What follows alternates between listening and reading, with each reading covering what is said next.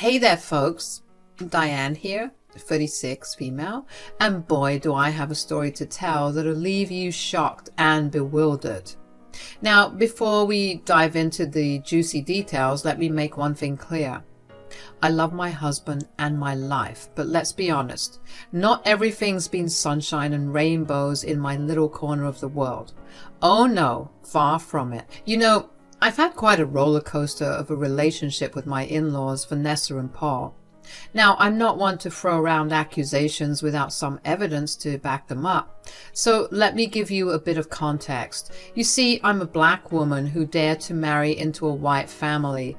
And let's just say my in-laws weren't exactly thrilled about it. The microaggressions, the racial insensitivities, and the downright rude behavior were all part of the package deal, apparently.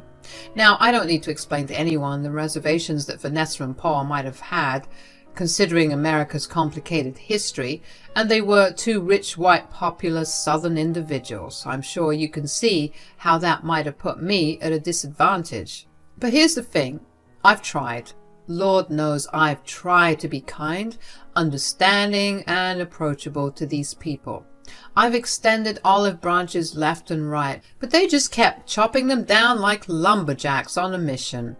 Cameron, my wonderful husband, bless his heart, would do his best to stand up for me. He'd yell at his parents, urging them to do better, be better, and for a moment, they'd promise to change. They'd say all the right things, make all the right noises, and we'd think maybe, just maybe, things were looking up. But alas, my friends, hope can be a fickle mistress. No matter how many times we had these heart-to-heart talks, they would always revert to their old ways. Their racist reservations and torments against yours truly were ceaseless. It was like Groundhog Day, but instead of reliving a single day, it was reliving years of the same old song and dance. You might be thinking, Diane, why on earth did you tolerate all this craziness? Well, love has a funny way of blinding us to certain things, and I was head over heels for Cameron.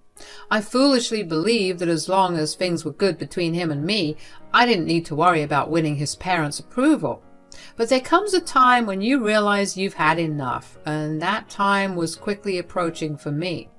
So let me take you back to a particular event that would turn the tide and leave a lasting impact on all of us. One day I was sitting in the living room, adding the final touches to mine and Cameron's 10th wedding anniversary vacation celebration. We were planning to bask in the sun-drenched beaches of Hawaii, the place where we first embarked on our honeymoon adventure. Cameron and I were eager to celebrate this milestone and create new memories together.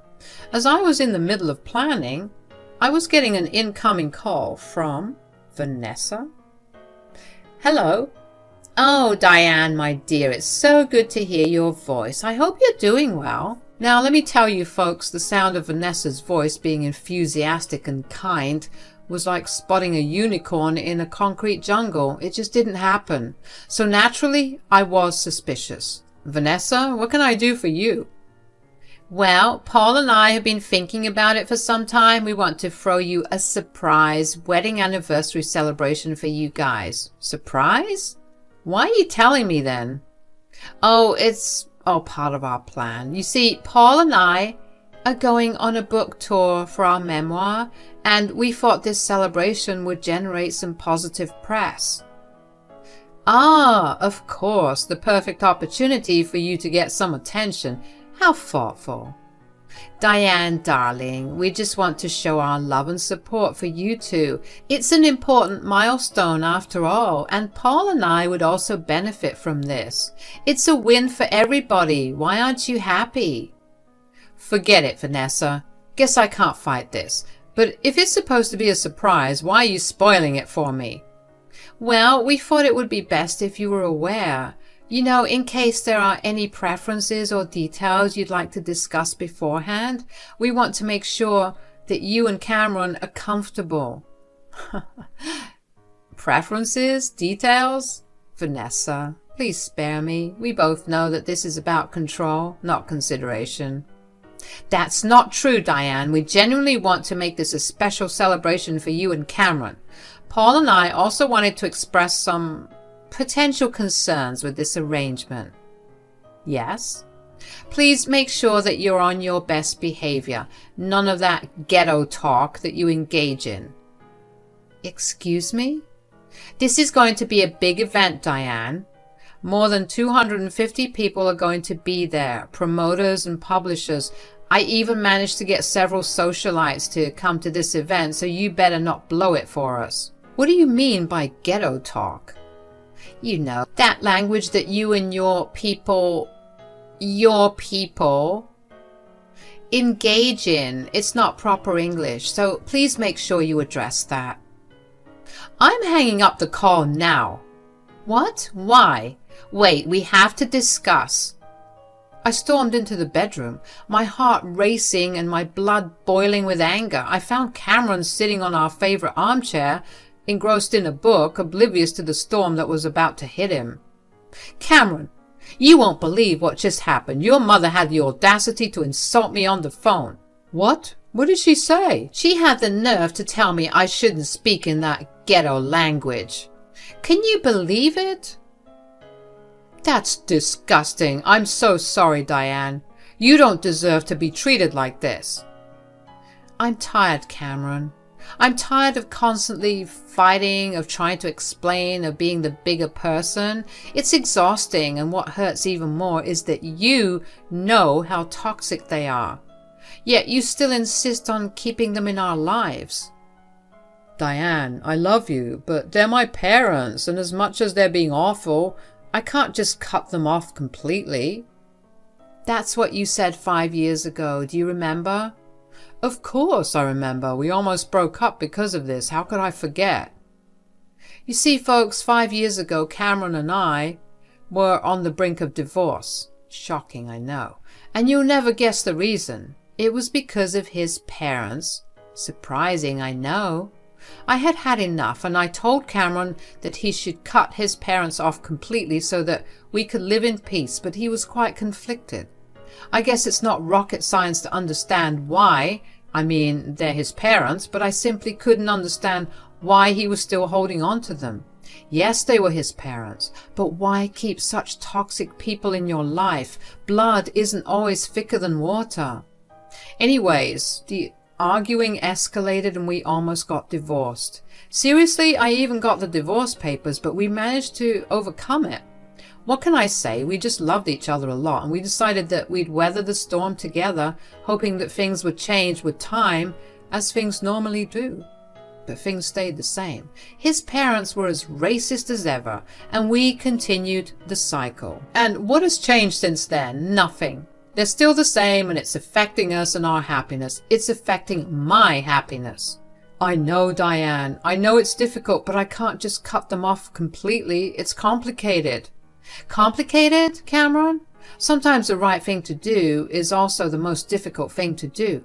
We deserve to live our lives without this constant drama, without their racist antics. We deserve peace and happiness. Don't you think that I deserve that? Tears welled up in my eyes as the weight of our situation bore down on me. The thought of losing Cameron, the man I loved so deeply, was devastating.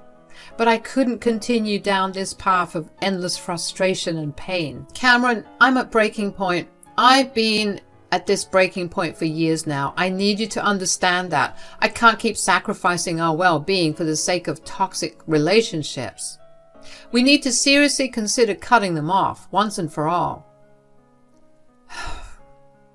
Diane, I need some time to think. I love you and I don't want to lose you. Let's talk about this more. Please understand that it's not an easy decision for me. Time flew by as we immersed ourselves in the preparations for the anniversary celebration. Vanessa and Paul took charge, leaving no stone unturned to make the event flawless. Surprisingly, they included us in every step of the planning process, seeking our opinions and genuinely valuing my input. It was a refreshing change to see them being so attentive and interested in what I had to say. Diane, what do you think about this color scheme? We want everything to be perfect for you and Cameron. Well, I actually think the blue and gold combination would be lovely. It's elegant and timeless. To my surprise, they didn't dismiss my suggestion or belittle my opinion as they had done in the past. Instead, they nodded, genuinely considering my words. "You're right, Diane. Blue and gold it is. We want this celebration to reflect your love and happiness. As much as we want to be in good graces with the public eye, we are prioritizing you two. It's your day, after all." Cameron and I exchanged surprised looks, cautiously optimistic that maybe, just maybe, Vanessa and Paul were undergoing a transformation. We entertained the possibility that their previous actions were more of ignorance than genuine animosity. However, deep down, I couldn't fully dismiss my reservations. It seemed a bit too convenient that their newfound kindness aligned perfectly with the release of their joint memoir and the need for positive publicity. Something felt off, and I couldn't shake that nagging suspicion. "Did you see that, Diane? Maybe this book tour has forced them to reevaluate their actions." "It's possible, Cameron, but let's not forget their past behavior. We need to be cautious and not let our guard down completely." As the preparations kept going, I couldn't help but notice how they were involving us in every single detail of the event. They wanted our input on the guest list, the menu, and even the music. It felt weird to suddenly be included like this, but I went along with it, waiting for something to go wrong. On the surface, it seemed like our relationship with Vanessa and Paul was getting better. They even managed to keep their racist remarks to themselves during that time. But deep down, I couldn't shake the feeling that their kindness was just a front, a way to make sure they looked good for their book tour. The day of the anniversary celebration finally arrived, and I couldn't deny the grandeur of the event they had orchestrated. It was really fancy. The venue was adorned with blue and gold decorations, but as I had requested, the tables meticulously set and the atmosphere exuded a sense of celebration. Our friends and family were gathered, equally waiting for the surprise, not knowing that we were ready in the loop. There was also a boatload of unfamiliar faces wielding cameras and iPads, the journalists, photographers, and other publicity people, no doubt. As I stood by Cameron's side, anticipation filled the air. Vanessa and Paul, wearing fake smiles, approached us, ready to unveil their grand surprise. "Diane, Cameron, we hope you're ready for the biggest surprise of your lives." "Yes, of course, surprise." "Right. When you two come out, pretend to be shocked, okay? Diane, if you could cry, that would be lovely.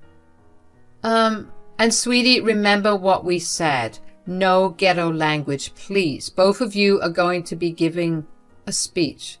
This needs to go perfectly." "Really, Mom? What?" "You're being racist right now." "No, dear, never. What are you talking about? Anyways, this has to go smoothly, okay? Don't dare mess this up for us." There it was. I knew that Vanessa couldn't play nice for more than a week. Her mask began to slip and she was being as pissy as ever. Looking at Cameron like I told you so. Let's just get this over with. Cameron and I, standing outside ready to enter the venue, trying to act all surprised and thrilled like two puppets in a circus. The emotions were all over the place and I could feel the tears welling up, realizing that this wasn't the line I had signed up for. But hey, we had a show to put on, right? So I steeled myself and went along with it. As we stepped through the doors, the room erupted with applause and cheers like we were some kind of celebrity duo. And there they were, Paul and Vanessa, grinning like Cheshire cats, ready to welcome us to the stage. "Diane, Cameron, welcome to your 10th wedding anniversary celebration. Surprise!" Joining in the act, we wanted to show our undying love and support for your blissful journey together. Congrats. Oh, come on, people. You can cheer louder than that. Let's welcome the lovely couple with a roaring amount of support. The crowd erupted louder and Cameron and I made our way to the podium where his parents stood. Cameron, bless his heart, looked genuinely surprised as he hugged his parents, playing his part like a seasoned actor. The crowd ate it up, clapping and cheering as if we were the stars of a reality TV show. Little did they know the show was about to take an unexpected turn. Vanessa began speaking to the crowd, ready to continue the charade, when I had a sudden epiphany. This was my moment to seize control, to let my voice be heard amidst the sea of phony smiles and hidden agendas. I wasn't about to let this opportunity slip through my fingers. And now, let's hear a few words from the queen of the event, Diane. Thanks everyone for showing up tonight. It's quite the turnout, I must say. Whispers started to spread through the crowd, praising the benevolence of Paul and Vanessa. Oh, how little they knew about what was about to go down. Now, I want to take a moment to express my heartfelt gratitude, not just for this fabulous celebration, but for the lawyers of endless support from my in-laws. Paul and Vanessa exchanged looks of anticipation, their faces beaming and ensuring that the camera people were capturing this moment. They were probably expecting a gushing tribute. Well, they were in for a surprise of their own. Tonight, I want to thank you both for teaching me a valuable lesson. You've shown me just how strong I can be in the face of adversity. Your presence in my life has been a constant reminder of the importance of standing up for what I believe in, even when I'm faced with ignorance and bigotry from you two. The room collapsed into stunned silence, like someone had pressed the mute button on their applause. Paul and Vanessa's forced smile started to fade, their colors shining through for a moment. Vanessa looked at me like she was going to kill me.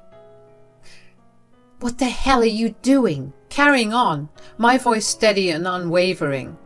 "This celebration is not just about Cameron and me. It's a celebration of love that transcends barriers, challenges outdated beliefs, and unites us all. It's a reminder that acceptance and unity should be at the core of our lives, regardless of our differences." The room fell into a hushed stillness. You could practically hear a pin drop. The paparazzi and the publicity crew were probably scratching their heads, wondering how to spin this unforeseen turn of events. But you know what? Deep down in that moment, I felt a surge of power coursing through my veins. I took control of the narrative, snatching back my voice from a room suffocating with fakeness and phoniness. Ain't nobody gonna dictate my story for me. All right, y'all, here's where things took an unexpected turn. As the rumors and whispers spread through the crowd, I could feel the tension rising, but I wasn't about to back down, not this time. Look, you all, I've been keeping up this prim and proper act for way too damn long. It's time to speak my truth. For 10 whole years I've endured racism and constant hatred from Paul and Vanessa. They aren't the positive and progressive couple you think they are. They're awful human beings, exact replicas of their ancestors. The crowd erupted into a symphony of mutters and gasps, like a chorus of disapproval and disbelief. But I held my ground, refusing to be silenced. Just as I was about to drop some more truth bombs, Paul tried to snatch the microphone from my hand, but I was quick, holding on to it with a grip as strong as my resolve. "And you know what? This entire thing is a lie. Yep, you heard it right. Both Cameron and I knew about this surprise the whole time. Vanessa and Paul orchestrated this whole thing for their upcoming book tour, hoping to get in good graces with the public." The gasps and murmurs escalated, leaving Paul and Vanessa stunned and immobile, not believing what was happening. Cameron was just as shocked as his parents, but he also looked somewhat impressed. Vanessa and Paul want to act all nice and lovely, throwing this so-called celebration for Cameron and me. But let me set the record straight, you all. These two right here, they are the most racist, downright despicable folks I've ever come across.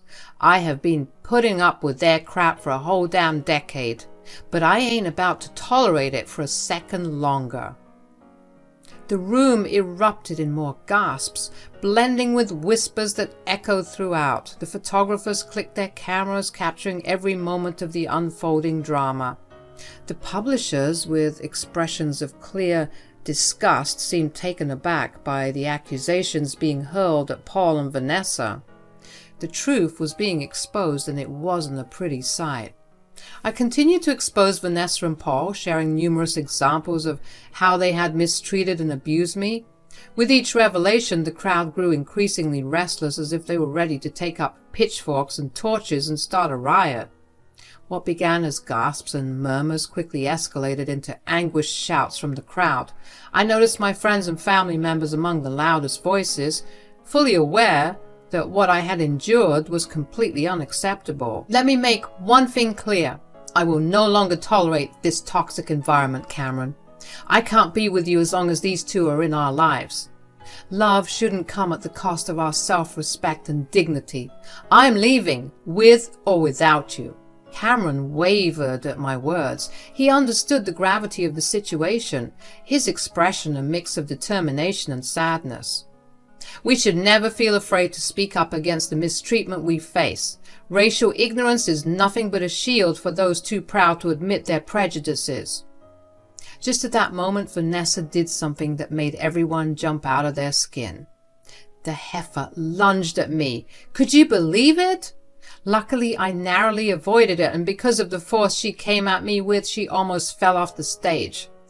The room was now filled with hooting and hollering. Let me tell you, the people were not pleased. The tension hung thick in the air as Vanessa shouted, "You will pay for this, Diane!" Ignoring Vanessa's empty threats, I composed myself and addressed the crowd once again. "I've said what I needed to say. You all know the truth now. I'm done with this crap." And with that, I dropped the mic and I began to make my way out of the venue. As I was walking down the aisle, I was cheered at, with people commending me for my strength. I didn't feel like going home at the time, and as my friends emerged from the venue not long afterward, I decided to stay with them for the time being, knowing that if I went home, it would be a battlefield. Alright, let me fill you in on what went down after that intense showdown. I decided to stick with my loyal friends as things started heating up, and let me tell you, it was one fiery storm. As we rode away from that eventful night, I couldn't help but notice social media exploding with videos and posts about the whole ordeal. People were sharing clips of Vanessa almost taking a tumble, and me standing strong, speaking my truth. The internet was buzzing, and it felt like I was finally able to put this whole mess to rest. I had zero intention of ever crossing paths with Paul or Vanessa again. A few days later, Cameron dropped a bombshell on me that shook me to my core. Turns out his parents had to pull their books from the shelves because of the relentless backlash and negative press. Can you believe it? Now they were scrambling, trying to salvage their reputation by issuing public apologies, but you know what? Nobody was buying it. Paul and Vanessa were officially cancelled. Cameron had a change of heart too. He finally realized that he hadn't been the best husband to me. He confessed that he was ready to cut his parents off from his life and our home, and in that moment he asked me to come back home. He wanted us to rebuild our lives together, free from the toxic grip of his parents. Now, I'm not one to forget the pain and hurt easily, but I believed Cameron. So after a lot of thinking and soul-searching, I made the decision to return home. We knew we had a lot of healing and rebuilding to do, but we were ready to face it together, stronger than ever.